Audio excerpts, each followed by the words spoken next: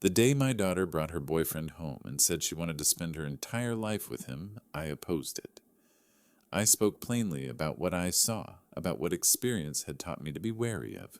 She was furious.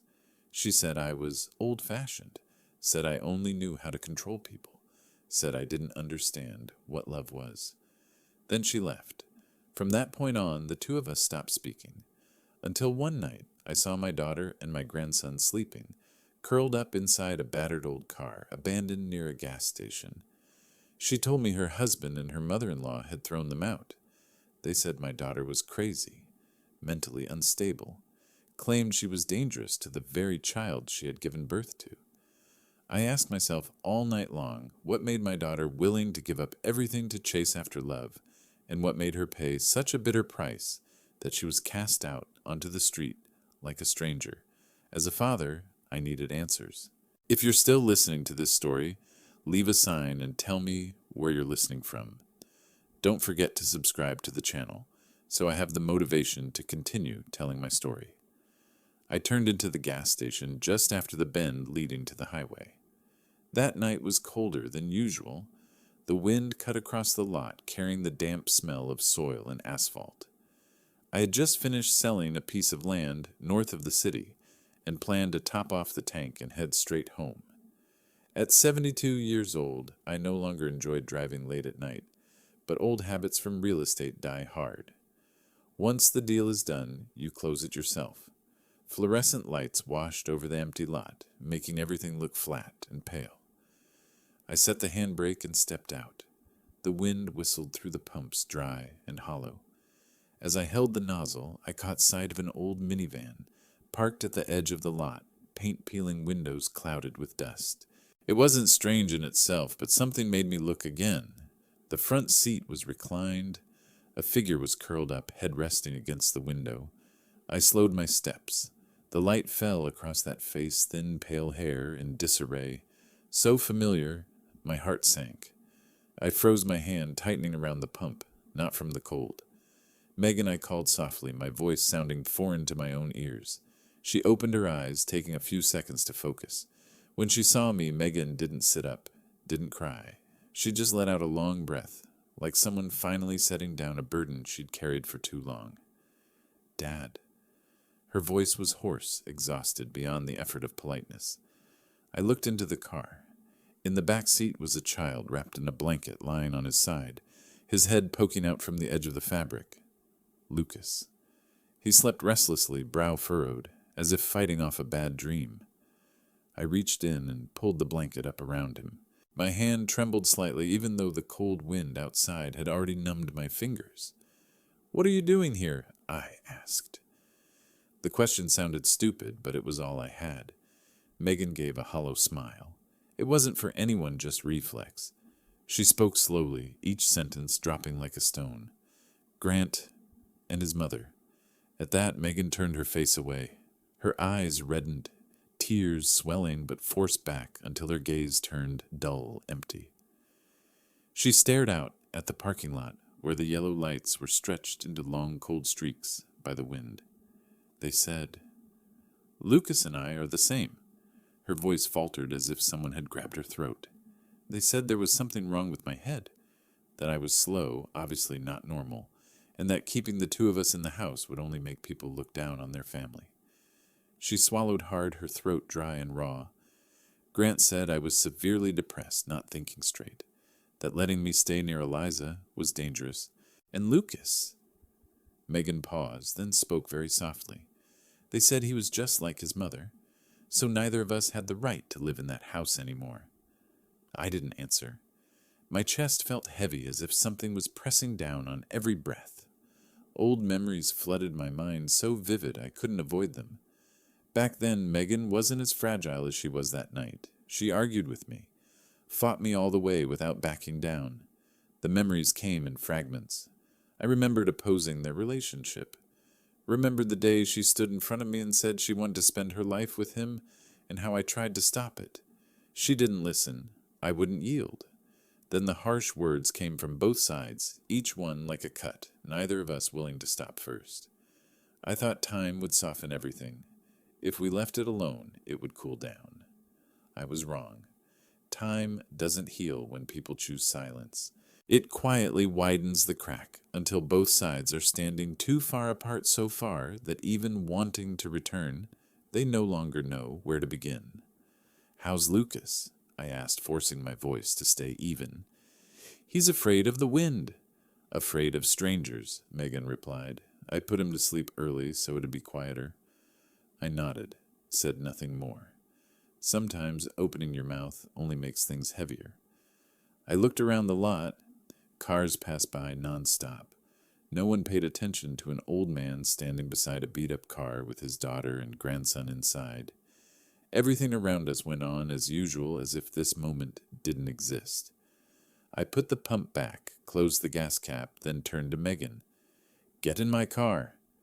Megan looked up, surprise and caution mixed in her eyes. "You're coming home with me tonight," I continued. Lucas, too. I wasn't giving an order. I was stating a decision. I opened the trunk and took out a blanket for her. Megan lifted Lucas, every movement slow and careful, the way someone moves when they've learned to be wary of everything. The car started rolling. The gas station lights behind us shrank and then disappeared. Inside the car, the smell of fuel faded, replaced by old clothes and human warmth. I stared straight ahead, but my mind kept piecing everything together. I'd seen this method before, not in family, but in land takeovers. When you want to push someone out, you don't need noise. You just need the right timing. I tightened my grip on the steering wheel, not out of anger, but because a very clear thought was forming. This wasn't a marriage falling apart. This was a calculated stripping of rights. The car cut into the darkness. The road ahead was long and cold. But from the moment I saw Megan at that gas station, I knew everything had changed direction. I was too old to shout or beg. I would take back what had been stolen, and I would do it in front of the people who thought they had the right to treat my daughter as worthless. The car cruised steadily along the highway. Megan and Lucas were asleep in the back seat. The little boy's breathing was light and uneven, as if he was always bracing himself against the world around him. I glanced at them in the rearview mirror a few times, then forced my eyes back to the road. My mind wouldn't settle. Old images, ones I thought I'd buried for good, kept resurfacing, vivid and sharp. I had spent my entire life dealing in property, buying, selling, negotiating, squeezing prices, closing deals. That line of work taught me one thing early on: emotions only put you at a disadvantage. If you wanted to stand your ground, you had to stay clear-headed, hard, always aware of who was trying to take something from you. I applied that mindset to everything, including my family. Megan grew up in houses I bought and sold. She got used to seeing her father speak in numbers, clauses, contracts, and paperwork. I thought I was teaching her how to live realistically. I didn't realize that while I was busy calculating profit and loss, I was teaching my daughter how to keep her distance. I remember clearly that after dealing with Grant several times, something in me began to feel off. If you only met him a few times on the surface, anyone would think he was smooth, polite, and easy to like. But the longer I was around him, the more I sensed something I needed to be cautious about. I spoke privately with Megan about it, not to forbid her, not to force her into anything. I simply advised her not to put all her trust in someone too quickly, that some people look perfectly fine at first, but you need time to see who they really are. "You always judge people by money," Megan said. "Not everyone is like you." I stood up, my voice hardening. "I judge by experience. I've met too many men like him." The conversation escalated fast. Megan stopped holding back. She said I was controlling. Said I looked down on people. Said I didn't understand feelings beyond buying and selling. Then she said one sentence that has stayed with me my whole life. "If you can't accept Grant, then you don't need me either." I should have stayed silent then, but I didn't. I chose the method I knew best, clean and final. If you choose that man, then from now on, I don't have a daughter named Megan. The room went dead quiet. Megan looked at me, her eyes reddening. She didn't cry. She just nodded very slightly. "Fine. I don't need a father who treats his own daughter like an investment either." She grabbed her bag and walked straight out the door. I stood there, gripping the back of a chair, not calling her back. I thought I was standing by my principles. I thought I was teaching her a lesson about choices. After that day, Megan vanished from my life. No calls, no messages, no holiday greetings. I heard bits and pieces through acquaintances that she married Grant and moved somewhere else. I didn't ask for details. I told myself she chose that path, so she had to bear it. Time passed. I kept trading, kept making money. I changed cars, changed houses, even changed neighborhoods. From the outside, everyone said I was successful. But every night, the house was empty. No child calling out, no one asking if I had eaten. I grew so used to the silence that I convinced myself it was normal. There were times I picked up my phone ready to look for Megan's number, but I always put it back down. My pride outweighed my longing. I didn't want to be the one to call first.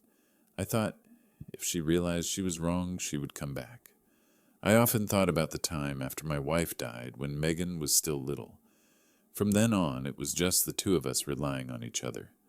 I forced myself to fill both roles, provider and comforter, even though I knew some voids could never truly be filled. At night, I would sit alone in the living room, my eyes resting on the chair across from me. It was still there, but the feeling was different.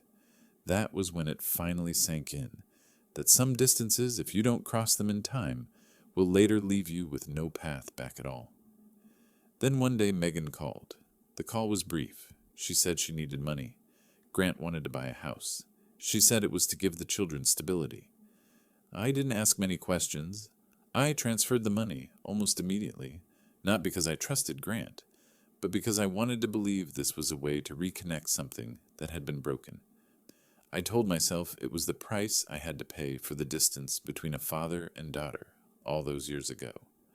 After that, I didn't hear much again until the night at the gas station, until I saw my daughter curled up asleep in the car, my grandchild wrapped in a blanket in the back seat, and a newborn left behind in a locked apartment. Driving through the night, I finally understood why I was ready to do anything now. Not because I had suddenly become a better man, but because I had spent too many years clinging to principles, almost losing my child for good. I am old now. I don't have time to wait for anyone to apologize. What I need at this point is not an admission of fault, but action. If I have to use money to fix what I broke, I accept it. If I have to do things I once mocked as weakness, I will do them. The car kept moving. The night stretched on. Megan stirred awake, her head leaning against the window. Lucas shifted slightly, then settled again. I looked at them, my heart heavy but no longer uncertain. What happened today was no accident, and what I will do next won't be either. I didn't ask right away. Some things, if you force them out, only make people shut down. I waited until Megan spoke on her own. She turned toward me, her voice low and tired. "Do you want to know why I hardly ever call?" I didn't answer. I just nodded. The girl told it in fragments haltingly, as if she herself was not yet used to saying everything out loud. There were details I had to ask her to repeat, stretches where she fell silent for a long time before continuing. She said that when they first got married, things were not bad at the beginning. Grant behaved properly, knew how to check in, and always spoke with careful polish. Every decision was wrapped in words that sounded perfectly reasonable: stability, long-term for the future. It was always for the family, for the child later on. But the longer they lived together, the more she felt like she was being slotted into a plan that already existed. Then Judith began to appear more clearly in Megan's life. Megan said her mother-in-law never spoke harshly. She only made suggestions. The dress should be a different style. Her way of speaking should be softer. When outsiders were around, she should not talk too much. Everything was said in a low, slow, impeccably proper voice. But those suggestions came every day repeated, long enough that Megan began correcting herself before Judith even spoke. After they bought the house, Megan called me far less. She said that every time she picked up the phone, she felt like she was being watched. Many times Grant was standing close by. Sometimes Judith was in the next room. Megan's conversations grew shorter. not because she had nothing to say, but because she did not dare say much. Then Lucas was born. Megan said that at first everyone claimed the boy was only a little slower than normal. She worried, but still tried to reassure herself. Grant said it was fine. Judith stayed silent, only observing. Every time Judith visited, she studied Lucas very carefully. She did not pick him up, did not coo at him. She just looked. Then she asked a few questions that sounded perfectly ordinary. Did he cry a lot? Did he react quickly? Did he make eye contact? At some point, she stopped asking. Megan said Judith began calling Lucas the deviation, never in front of outsiders, only inside the house. She said that in a business family, a single imperfect detail was enough for others to misjudge the entire group. From then on, Megan had to change many things. Judith advised her to quit her job, saying bluntly that the salary was not worth much and might make others think the family lacked means. Grant agreed. He said Megan staying home would be better for Lucas. Then came friends. Megan was advised to limit seeing them. Unnecessary relationships should be cut back. Anyone who asks about Lucas should get only vague answers. Going out gradually became restricted as well. Judith said Lucas was easily overstimulated. Taking him into crowded places would only make everything harder to control. Staying inside the house was safest. Megan had objected. She said Lucas needed exposure, said the boy had done nothing wrong.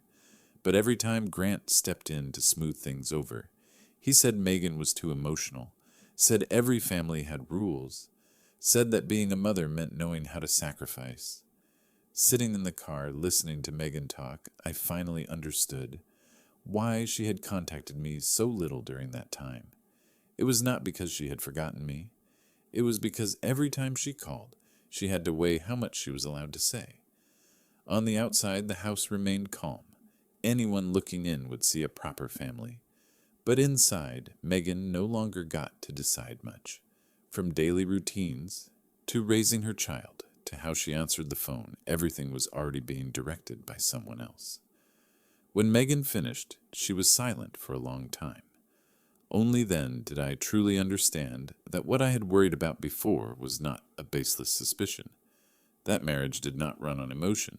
It was arranged like an agreement, and when one part of that agreement no longer fits, people would find a way to remove that part in the cleanest way possible. The girl stared out the car window for a moment, then continued, her voice slower, as if weighing every word. The money for the apartment. It came from Dad. I wasn't surprised. In fact, from the moment I sat in the car listening to her story, I had already guessed that this part would surface sooner or later. I remember that phone call clearly. Megan was brief and straightforward. Grant had found a good apartment. Great location, high security, suitable for a family with young children. The apartment was in Prairie Crest Towers. I knew the place. Upscale, discreet, guarded entry, carefully selected neighbors. Not cheap, but exactly the kind of property Grant would go after. Megan said they were short a fairly large amount. The bank loan had been approved, but they needed the matching funds to complete the deal. She didn't beg. She only said it was a chance to settle down to give the children a decent place to live. I asked just one question. This money is for you and the kids, right? Megan answered immediately. Yes. I transferred the money within 2 days, a total of $267,800. It wasn't a small sum, but at that time, to me, it wasn't just money. I saw it as a form of compensation, a step back to close the distance between father and daughter. A few days later, Judith called me. Her voice was gentle, clearly well rehearsed. She thanked me for my timely support for the young family. Then she brought up paperwork. According to her, to keep everything transparent, the apartment should be registered under both spouses' names. That way it would provide emotional stability and avoid future complications. She used a very polished phrase, family housing contribution. I listened without objecting right away. I asked a few details. Whose names would be on the title, the transfer method, how the transaction note would be written. Judith answered smoothly, like someone accustomed to dealing with lawyers and banks. I agreed. But out of professional habit, I did one more thing. I kept all the documents. Bank statements, confirmation emails, message exchanges, the wording used in the transfer note. Everything was stored separately and carefully organized. Not because I was suspicious at the time, but because I was used to every transaction leaving a trail. In business, memory is unreliable. Only paperwork can speak for you. Megan didn't know I did that. Grant certainly didn't. To them, it was just financial help from an aging father who had softened. To me, it was money, but it was also evidence. After the purchase was completed, contact between Megan and me gradually thinned out. She said she was busy, said moving was exhausting, said everything was fine. I didn't ask further. I thought I had done what needed to be done. I believed that at the very least that money would help her stand more firmly in her new family. Now, sitting in the car, listening to Megan recount what happened afterward, I finally understood the true nature of that money. It didn't just buy an apartment, it bought control. And it placed me in the position of an outsider, someone who thought he had helped, but was in fact pushed even farther away. Megan's voice changed completely at this point. She did not cry, but every sentence sounded hollow and dry, as if she had repeated it countless times in her head and simply never dared to say it out loud. Eliza was born late in the evening. The delivery had no complications, but Megan was exhausted. For several days in a row, she barely slept at all. Her body was drained, her mind drifting in and out of clarity. The doctor called it postpartum exhaustion and told her to rest and remain under observation. Grant stayed by her side, proper, polite, bringing water, reminding her to take her medication, speaking softly. Judith was there too, sitting at the far end of the room, one hand resting on her handbag. Her calm demeanor so composed it made others feel reassured. On the third night after the birth, Grant placed a thin stack of papers in front of Megan. Not thick, not many pages. She was exhausted, her eyelids heavy, and only glanced at the heading. Hospital paperwork, Grant said, just some postnatal procedures. Judith stood behind him, not stepping closer. She said only one sentence, her tone flat, "Sign it, and let this be over." Megan asked what the papers were. Grant answered quickly, "Consent for treatment. Authorization for continued monitoring. Familiar, reasonable terms." Judith added a few lines about procedure, about legal responsibility, about how signing early would make everything go more smoothly. Megan hesitated. Her fatigue made it impossible to connect everything clearly. Grant placed the pen into her hand, the gesture gentle, as if helping with something trivial. "It's just a formality," Grant added. "Once you sign, it's done." Megan signed. The next morning, when she woke up, the hospital room felt emptier than usual. Eliza was not in the bassinet beside her. Megan assumed a nurse had taken the baby for a checkup. She waited. 10 minutes, then 20. When Megan asked the answer she received was, "We need additional confirmation." Grant was not there. Neither was Judith. Her phone suddenly had no signal. She looked at the SIM slot, empty. She understood immediately while she was asleep they had removed it. She dragged herself into the hospital hallway, her legs still weak, holding onto the railing. Megan borrowed a phone at the nurse's desk to call Grant. Grant's voice on the other end was calm to the point of being chilling. "I've taken the baby home." She froze. Home where she asked, her heart racing. Home. A very brief silence, but enough to make her feel suffocated. "It's better there." She had not even managed to ask more before the call was cut off. That afternoon, she was discharged. She took a taxi back to the apartment at Prairie Crest Towers. The door was unlocked. The apartment was tidy. Nothing looked unusual, as if nothing had happened at all, except Eliza was not there. She asked. Grant said the baby was under further observation. Judith stood beside him, nodded, and said it was a necessary decision. The two of them spoke naturally to each other, as if Megan were not in the room, as if the baby had never lain on her chest. That night she barely slept. Lucas held on to her tightly. Every time the boy shifted in his sleep, her heart jolted violently, as if it might burst out of her chest. The next morning, Grant told her to take Lucas outside to buy a few things. "Get him some fresh air," he said. "The house feels suffocating." It was just the two of them. When they returned, the door code no longer worked. The keycard would not open the door either. She tried again. Once, then again. Still nothing. She stood frozen in front of the door for a few seconds, her mind blank, before she knocked. At first softly, then harder. "Grant, open the door." "Judith, I'm back." No one answered. She began pounding on the door, her hands shaking her blows erratic. She called her husband's name over and over until her voice went hoarse. Lucas clung to her leg, terrified, then began crying too. "Please open the door. Please." Her voice echoed through the hallway. She slid down to the floor, pounding and screaming as if being heard would somehow make everything explainable. But inside there was only silence. After a while, footsteps came from the stairwell. The building's security guard walked up and stopped short at the scene. A woman who had just given birth, pale-faced, clutching an older child, sitting on the floor outside an apartment door. "What's going on?" he asked. She had not even answered before he reached out and pressed the doorbell. It rang. This time the door opened. Judith stood inside. She was not flustered at all. She simply stood there, one hand on the doorframe, looking Megan up and down as if at something whose fate had already been decided. Grant stood behind her, but did not step forward. Megan stood up, her voice completely unsteady. "Where is my child?" Judith answered immediately.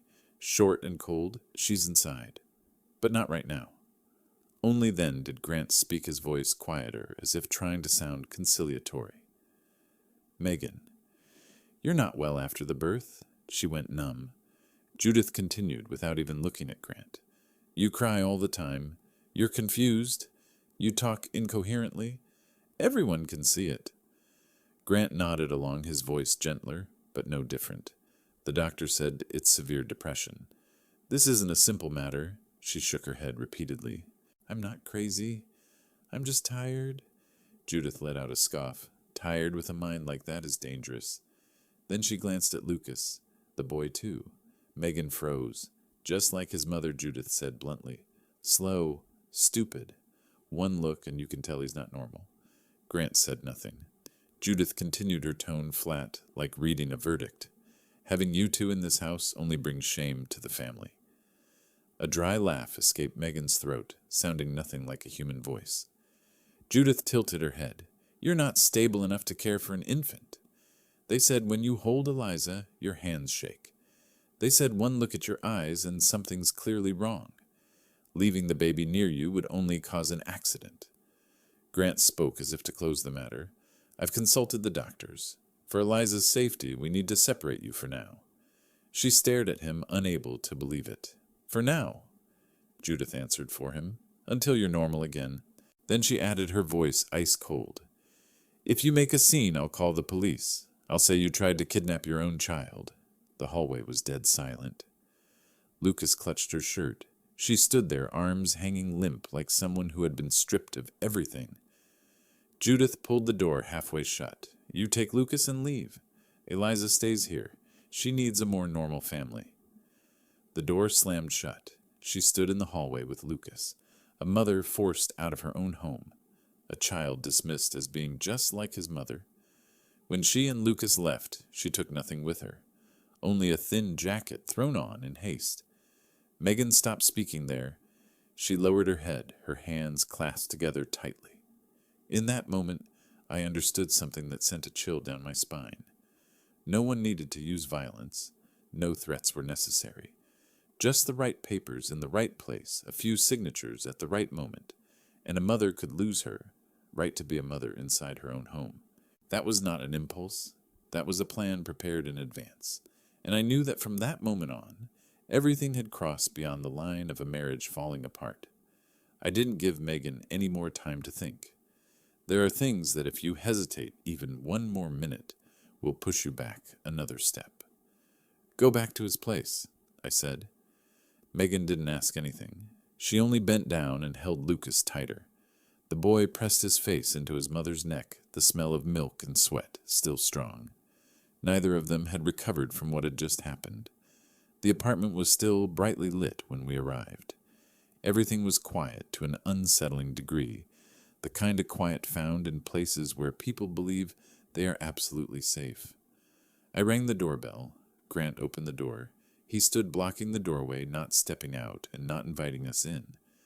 When he saw Megan, his eyes froze for a split second, then immediately returned to the familiar look, calm, controlled. "What are you doing here?" he asked. "I already told you you need rest." Megan took a breath. "Give Eliza back to me." Grant didn't answer right away. He turned to me first, as if Megan didn't qualify to be addressed. "You can see her condition," he said. "She's unstable." "Bringing Lucas here like this only makes things worse." Judith stepped out behind him, her hand resting lightly on Grant's shoulder. She looked Megan up and down, not bothering to hide her judgment. "You just gave birth," she said. "Your mind is very fragile right now." "We can't take risks with Eliza." Megan trembled. "That's my child," Judith replied immediately, her voice cold and flat. "And that is this family's responsibility."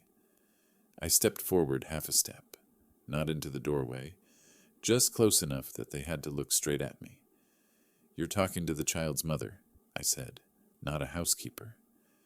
Grant exhaled as if I were making things difficult. "Dad, don't turn this into a drama. Everything has been arranged." I understood that word the moment it was spoken. Arranged, no consent required. Megan held Lucas, her voice breaking but still trying to hold together. "You tricked me into signing the papers." Grant didn't deny it. I did what was necessary. Judith looked at Megan, her gaze lingering for a long time. "You should know your place," she said. "Not everyone who gives birth is fit to raise a child." She didn't need to say it loudly, but it landed heavily enough to leave Megan frozen. I looked up toward the corner of the ceiling. A security camera was mounted right above the door, its indicator light on. I knew it was recording. Grant continued, his voice even and clear, like he was rereading a decision already signed. "Eliza stays here. You and Lucas should go home. When things are more stable, we'll talk." Judith added decisively, "The two of you are not suitable for this apartment. Not temporary, but not belonging." In the hallway there were footsteps and the crackle of a walkie-talkie, the kind of sound you only hear in buildings with patrolling security. A uniformed security guard approached. The name tag on his chest read Kyle Brennan. "Do you need assistance?" he asked. Grant answered quickly. "No. Family matter." Kyle looked at Megan, looked at Lucas, then looked at the door that was half open. His gaze lingered longer than usual. I knew he was taking note. I nodded. "No need."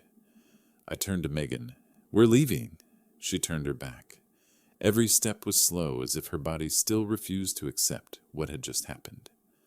Lucas wrapped his arms around his mother's neck, looking back in confusion. The door closed very softly, the kind of door, closing done by people who believe they are fully within their rights. But from that moment on, Megan didn't just lose her child. She was stripped of her right to be a mother in front of others, with calm voices, with proper procedures, with words so cold they left no room to fight back. I stood there for one more second, staring straight into the camera. They thought they had just won. They thought everything was over. But to me, from the moment those words were spoken, the game had only just begun. We got back to my house just as dawn was breaking. Megan laid Lucas down on the couch and covered him with a thin blanket. He wasn't fully awake yet, his eyes opening and closing, his hands clutching his mother's, as if by instinct. I made some warm water, set the cup on the table, and told Megan to drink it in small sips. No one said anything else. The house was so quiet you could hear the wind slipping through the cracks of the door. I thought at least today we'd be able to breathe. I was wrong. The knock came mid-morning, firm and steady, the kind of knock from someone who works by procedure. Lucas jolted. He shot upright, his face draining of color. Both hands clamped over his ears. The sound seemed to slam straight into his chest. Megan rushed over, wrapped him tightly in her arms, whispering reassurance. but he kept shaking. I went to the door. Two people stood on the porch, a woman holding a clipboard, a man standing half a step behind her. They introduced themselves as CPS workers. We received a report concerning the safety of a child. In this household, the woman said, her voice flat, like she was reading a notice. I asked where the report came from. She answered curtly, the child's paternal family. I understood immediately Judith. They stepped inside. No lengthy requests, no small talk. Their eyes swept quickly over the living room, stopping on Lucas curled into Megan's arms. The child appears frightened, the man said. He's sensitive to loud noises, I replied. It's documented by his doctor. The woman wrote something down. She asked Megan a few short questions. Megan answered slowly, trying to keep her voice steady. But every time the pen scratched the paper, Lucas flinched. I stood there listening to every question, every word, with the familiar feeling of inspections I used to conduct with construction workers. Years ago, with one difference this time, the one being scrutinized was my child. The front door opened. Samuel Boone stepped in. He's the neighborhood head, has lived across from my house for more than 10 years. He took in the scene and frowned. What's going on? He asked. The CPS workers gave a brief explanation. Samuel listened, then turned to them, his voice firm and direct. I live next door, he said. I see them every day. There is no abuse or neglect here. The woman looked up. We're just following a report. Samuel continued, each sentence clear and deliberate. Any report claiming this child is in danger needs to be reconsidered. I'm here.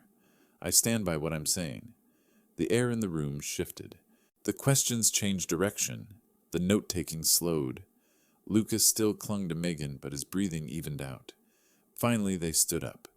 The woman said they would continue monitoring. The words sounded light, but they were heavy enough to hang over someone's head. The door closed. Samuel turned to me. They're playing dirty, he said. Be careful. I nodded. In my mind, everything began falling into place. The words in the apartment, the papers that had been signed, the camera, and now CPS. This was no longer a family matter. This was how people used the system to force others to back down, then called it protecting children. I looked at Megan. She was exhausted, but her eyes were different now. No more confusion, only a long suppressed bitterness. I knew they wouldn't stop here, and neither would I. Because once someone drags institutional power out to humiliate a mother in front of the community, every boundary is gone. From now on, I won't react emotionally. I'll move step by step, slow, solid, precise enough that when everything turns around, no one will be able to say I acted recklessly. After the CPS incident, the house remained still, but my mind did not. I sat in the living room for a long time, staring at the stack of papers on the table without opening them. I understood one thing clearly: if I wanted to pull my daughter and the children out of this trap, anger alone would be suicide. Someone had to tell the truth. There had to be something they could not deny. I thought about the hospital, about the hours after childbirth, about the person who had seen Megan in her most honest state, exhausted but still lucid, weak, but never out of control. I turned to Megan. When you gave birth to Eliza, I asked who stayed with you the most. Megan was silent for a few seconds. Paige, she said. The midwife. She followed me from the end of the pregnancy. The name made me pause, not because it was familiar, but because it matched exactly what I was looking for: someone with medical expertise, present from the beginning, with no ties to the Mercer family. What did she say about your condition? I asked. She said I was tired but stable, Megan replied. She even said if anyone claimed I was dangerous, they should take a much closer look. I nodded. Give me her number. Paige Donnelly arrived that same afternoon. She brought a fairly thick folder of records. No theatrics, no detours. Paige looked at Megan first, then turned to me. Megan showed no dangerous signs, she said bluntly. No delusions, no loss of control, no behavior that put the children at risk. She opened the file, flipping through each page. Postpartum evaluations, monitoring notes, standard rest recommendations. Not a single line mentioned removing custody. What they call unstable. Page continued is simply postpartum exhaustion. It happens all the time. It is not a reason to separate a mother from her child. Megan lowered her head, not out of weakness, but because for the first time someone had said, out loud, what she had been forced to doubt about herself. Page signed a confirmation on the evaluation. Before leaving, she added one sentence. If anyone is using medical paperwork to distort this truth, they are abusing their profession. That sentence stayed with me. That evening, I received an unfamiliar call. On the other end was Kyle, a security guard from the building where my daughter had lived. His voice was low and slow, carrying the hesitation of someone who had thought for a long time before pressing dial. I'm not calling as a security guard, he said. I'm calling because there are things I can't pretend I didn't hear. We met at a small cafe a few blocks from the apartment complex. Kyle arrived early. He sat across from me, both hands wrapped around his glass of water, not stirring, not drinking. That day, Kyle began, wasn't the first time I saw what was happening to your daughter. He looked up at me. When she was thrown out of the apartment, I was the one who came up to the hallway. I saw her sitting on the floor outside the door, holding the older child, crying and knocking. I saw it. He paused. That day, when the two of you came and left, I stayed behind to finish end-of-shift procedures. He looked down at the table, then continued, his voice steady but cold. Judith made a phone call right there in the hallway. Kyle frowned. I overheard it by accident. She sounded completely casual. She said, the medical side has already been handled. They've confirmed she has severe depression and is mentally unstable. Kyle swallowed. Then she went on, almost bragging, I paid a sum for it. That's enough. He looked straight at me. After that, she dismissed it quickly. Professional opinions aren't an issue anymore. Kyle tightened his grip around the glass. She finished with one short, decisive sentence. She's not a witness. She's just a midwife. She has no authority. Kyle took a deep breath and continued, his voice dropping even lower. That day, I didn't know who the midwife was. I only heard the name, but the way she spoke made it clear she had prepared everything in advance. The entire scene, both images and audio, was recorded by the building's cameras. I'll send you the backup footage. I asked him why he was helping us. He was silent for a few seconds, then gave me the real reason. Her voice reminded me of my sister. My sister gave birth once. Her husband had her sign papers. While she was still exhausted, said they were hospital procedures. After she signed and she lost custody, then the assets. By the time she understood, everything was already locked away. He looked up, his eyes steady. I don't know everything about your family, but I know that if I turn away, I'll be watching another mother lose everything under the name of child safety. I nodded. Kyle was not a hero. He was just someone who had witnessed a family tragedy once before, and when he saw it happening again, he chose not to stay silent. I didn't ask anything more. I understood the risk he was taking, and I understood the value of what he had just given me. The last person I met that day was Aaron Feldman. Aaron wasn't the kind of lawyer who talked much. He listened from beginning to end without interrupting. When I finished, he asked only one question. Do you still have the transfer documents? I nodded. Aaron opened his laptop, typed a few lines, then turned the screen toward me. That money, he said, was not a gift. It was a conditional contribution, and the condition has been violated. He explained each step in the clearest language possible. Money ownership, guardianship abuse of medical procedures, CPS reports showing signs of manipulation. We don't need to strike back yet, Aaron said. But from now on, everything must be documented. Every call, every contact, every word. That night, after everyone had gone home, I sat alone in the living room. Megan was putting Lucas to sleep in the next room. The house was quiet, but something in me had shifted. For the first time since this began, I no longer felt like I was being pushed backward, not because I was stronger, but because I was no longer standing alone. The next morning, I drove Megan to the lawyer's office. The two of us didn't talk much on the way. We both understood that from this moment on, words alone were no longer enough. We brought everything we had, the transfer receipts I had sent over the years, Megan's birth records, hospital documents, the midwife's notes, and the statement Megan herself wrote about the night the locks were changed. The lawyer read every page slowly. At some points he stopped to ask questions, at others he simply nodded and made notes in the margins. For now, we'll file a petition asking the court to review temporary custody, he said. No need to argue right or wrong in detail.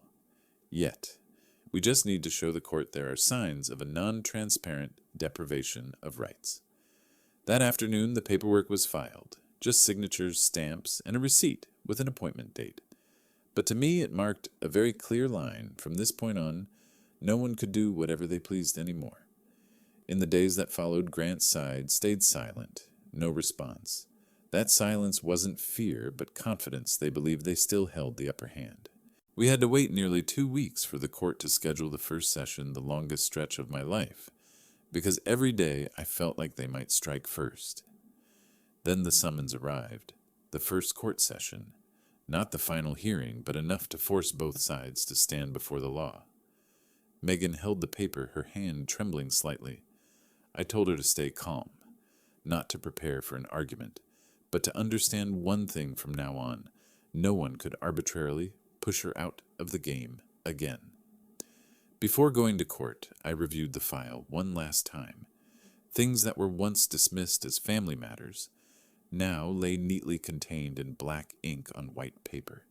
The hearing opened on a gray morning. No rain, but the light outside was so dull that everything looked drained of life. Megan sat beside me, back straight, but her hands were clenched together beneath the table. Lucas had been left with a sitter the lawyer recommended waiting in a separate area outside the courtroom. I could see her shoulders slightly tense, as if she were bracing herself from collapsing before everything even began. Grant arrived a few minutes before us, suit perfectly pressed, hair neatly combed. His face showed no trace of worry. Judith sat behind him, leaning back in her chair, one hand resting on her handbag, as if she were attending an ordinary meeting. She scanned the courtroom once, then smiled faintly, the kind of smile worn by someone who believes everything is already under control. Grant's lawyer stood first. He spoke smoothly, voice even never raised. He opened by emphasizing that his client only did what was necessary to protect an infant. Then he turned directly toward Megan. He did not call her by name. He referred to her only as the mother. The mother has a history of postpartum depression, he said. She has shown signs of emotional instability, frequent crying, panic episodes. This is not an accusation, but a medical fact. Megan swallowed softly. I kept my hands flat on the table, forcing myself not to move. The lawyer continued. The mother currently has no stable employment, no independent housing. She is living with her biological father in cramped conditions. He paused at exactly the right moment, letting the words living with hang in the air. Meanwhile, he went on, the infant is being cared for in a fully equipped, quiet environment, supervised by psychologically stable adults. Judith leaned forward slightly, her expression calm. Grant did not look at Megan. He stared straight at the judge, like someone presenting a reasonable proposal. The lawyer submitted more documents. A medical note, a CPS report, everything neatly arranged, perfectly ordered. My client is not stripping the mother of her rights, he concluded. This is only a temporary separation to ensure the child's safety. The word temporary was stressed very lightly, but just enough to make it sound responsible. Then it was our turn. My lawyer stood unhurried. He did not argue right away. He asked a single, very simple question. May I ask how this temporary measure was carried out? The opposing lawyer hesitated for half a beat, changing the door lock passwords. My lawyer continued, his voice still even, holding all personal documents, threatening to call the police if the mother spoke up. Is that protection? Grant shifted in his seat. Judith remained still. My lawyer turned to the judge. We will prove that this was not a medical measure. This was a plan. And it was carried out with great confidence because they believed nothing was being recorded. That was when Grant finally looked up. I saw that moment clearly. His eyes flicked quickly, then stopped. A flash of unease crossed his face, immediately masked by his familiar composure. Judith tilted her head slightly, her lips still holding that faint smile. The hearing was recessed. As everyone stood, Grant leaned toward his lawyer and spoke quietly. Judith placed a hand on her son's arm, giving it a gentle pat, as if to reassure him. Megan said nothing. She just sat there, staring down at the table. I looked at them and saw one thing clearly: they were very confident, and that confidence was exactly what would pull them down. Because when people believe they have erased every trace, all it takes is one fragment left behind for everything to collapse very fast. The hearing began like any other. The air in the courtroom was cold. Voices were kept low, documents passed from hand to hand, every procedure followed in proper order. Grant's attorney went first. He spoke with confidence. Every argument circled a single point: Megan was unstable after giving birth. Her living conditions were unsuitable. The other family was merely protecting the child. Judith sat behind him, back straight, hands neatly folded on her lap.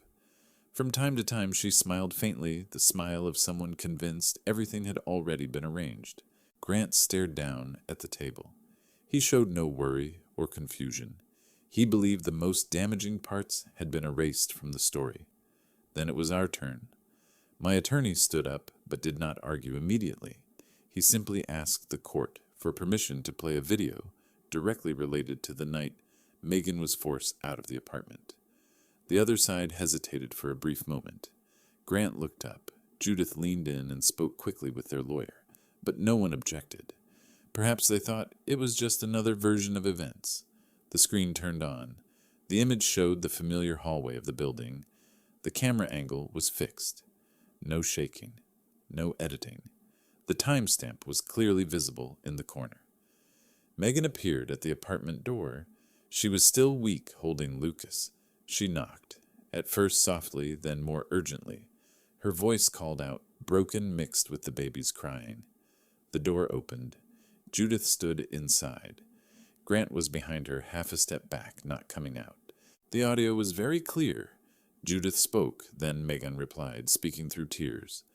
Grant cut in with a few lines, quieter but firm.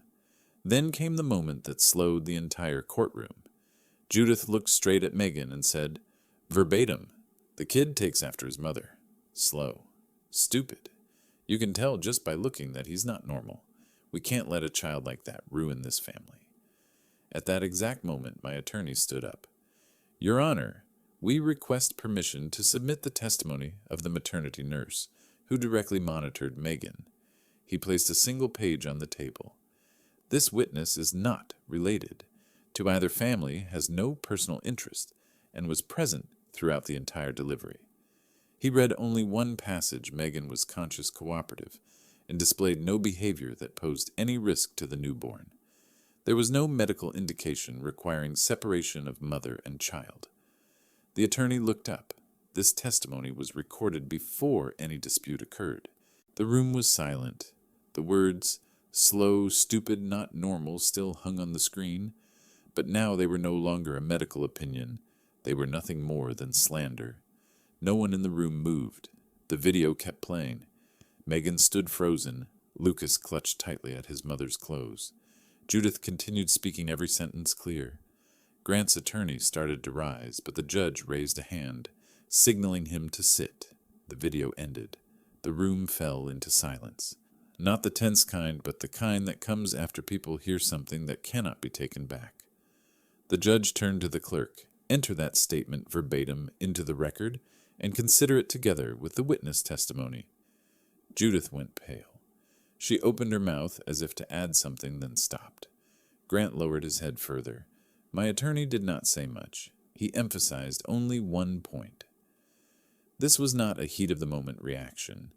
This is how people speak when they believe they hold absolute power. The judge nodded slowly. The hearing was adjourned for a short recess. Megan sat beside me, her hands clenched together. She did not cry, she did not shake. She just stared straight ahead, as if for the first time someone had finally heard her entire story. On the other side, the initial confidence was gone. They entered this hearing believing everything had been neatly cleaned up, but they themselves left the traces behind. And once those traces were brought into the light, nothing more needed to be said.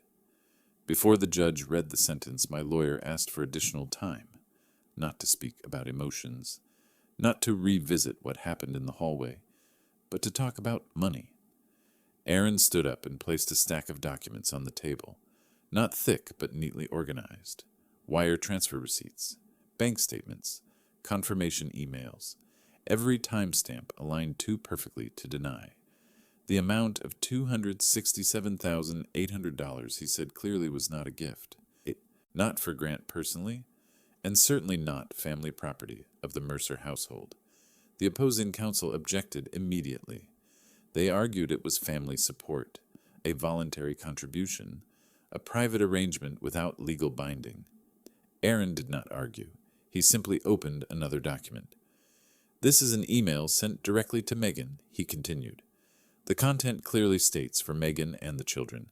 There is not a single line mentioning Grant as the owner." He then turned to the judge. "And here is the verbal condition confirmed through text messages. The money was to be used to purchase a shared home, serving as housing for the mother and the children, not to create a tool of control." Grant's side fell silent.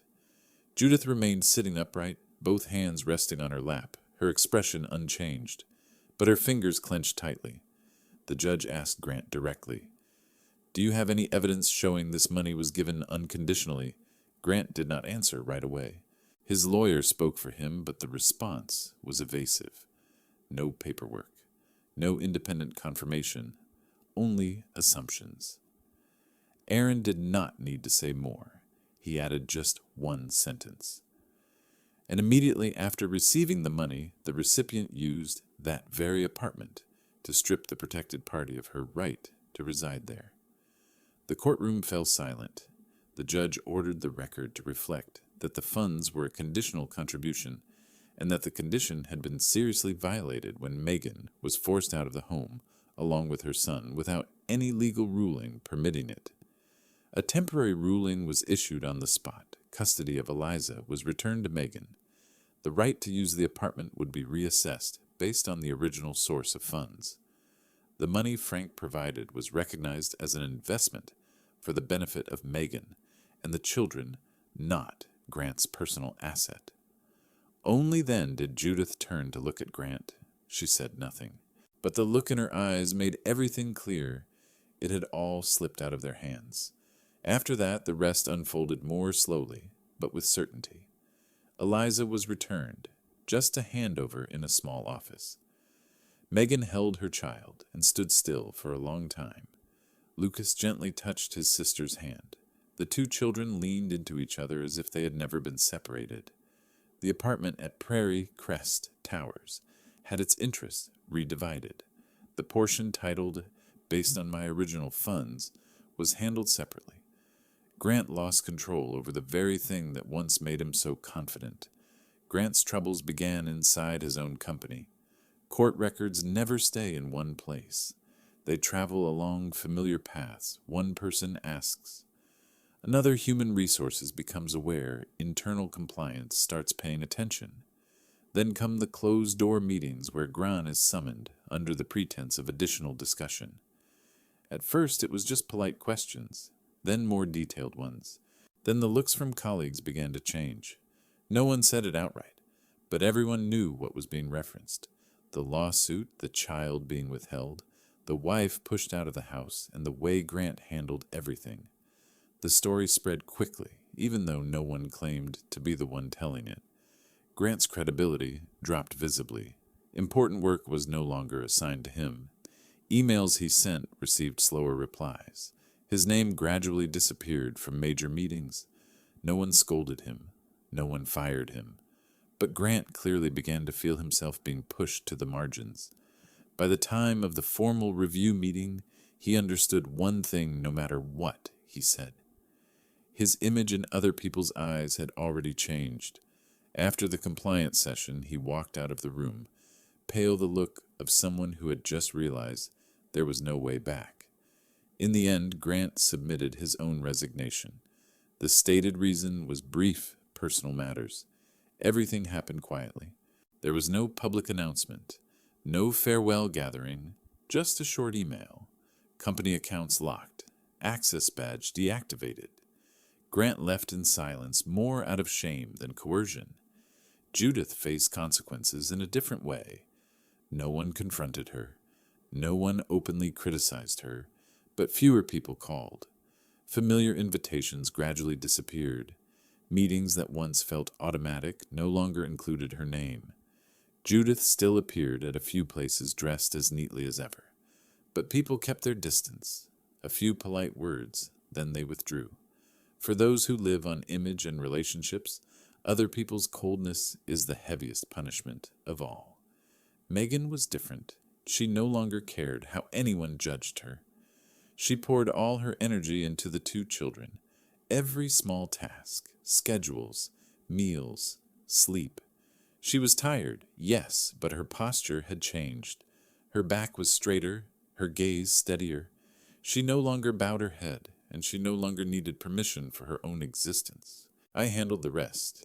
The paperwork was filed back in its proper place. What needed to be done continued steady and orderly. I did not seek victory over anyone.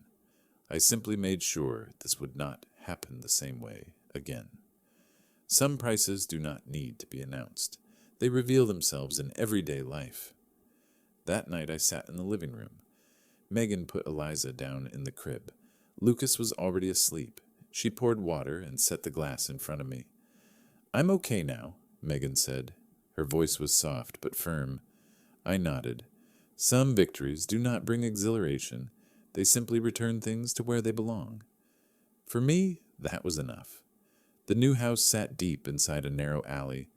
No yard, just enough space for an old car to pull in. The living room connected directly to the kitchen. Turning around, you could already touch the wall. Everything was simple but neat, in the way of people who knew they were living the rest of their lives more carefully. In the morning, sunlight slipped through the low window frame and fell onto the small dining table. Megan brewed coffee. Lucas sat beside her, slowly lining slices of bread into a neat row. Eliza lay in her crib, breathing evenly, occasionally twitching her tiny hand. Cramped, but peaceful. There was no longer the feeling of having to watch every step. No more words that made a person doubt themselves. Here, everything moved more slowly, slow enough for everyone to breathe. Lucas improved little by little. He startled less at sudden noises. In the evenings, he could sit through an entire meal. Some days he picked up his crayons on his own and drew crooked lines across a blank sheet of paper. Megan did not rush him. She just sat beside him, letting him move at his own pace. I watched from a distance. I did not interfere. I only remembered. One afternoon, Lucas tugged at my hand and pulled me out to the front step. He pointed at the newly planted pots and whispered, "Home." Just one word, but it was enough to make Megan freeze. She turned away, wiped her eyes quickly, then went back to the kitchen. The sound of running water was steady, painfully ordinary. That night, after both children had fallen asleep, Megan brought out 2 glasses of water. We sat facing each other. No one spoke right away. The small house was so quiet we could clearly hear a car passing through the alley and fading into the distance. Megan spoke first. Her voice was low, not evasive. "Dad?" "I'm sorry." I looked up. "Back then I didn't listen to you," Megan continued. "I even said some very harsh things. I thought you were just worrying too much." She paused for a moment. "Now I understand, and I'm paying the price for that choice."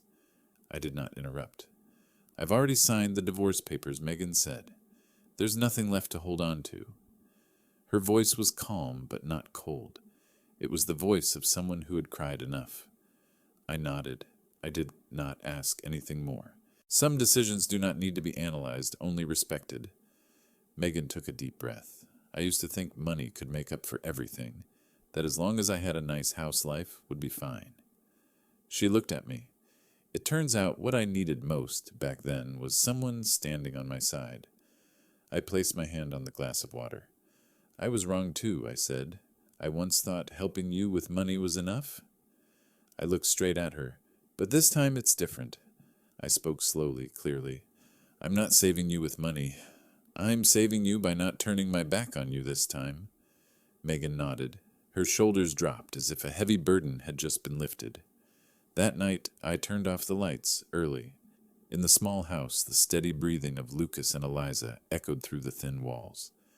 I lay still for the first time in a long while, no longer being pulled back to what had already been lost. Some things cannot be undone. Some choices force people to pay a price.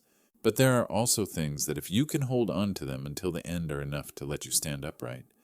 This house is small. This life is not easy. But our dignity remains intact, and this time we managed to hold on to each other. If you stayed until this very moment, I truly thank you. Some mistakes cannot be reversed, but there are always choices left so that we do not lose each other one more time. Please subscribe to the channel so I have more motivation to continue telling these once hidden stories, because some truths, if no one listens, will remain forever silent.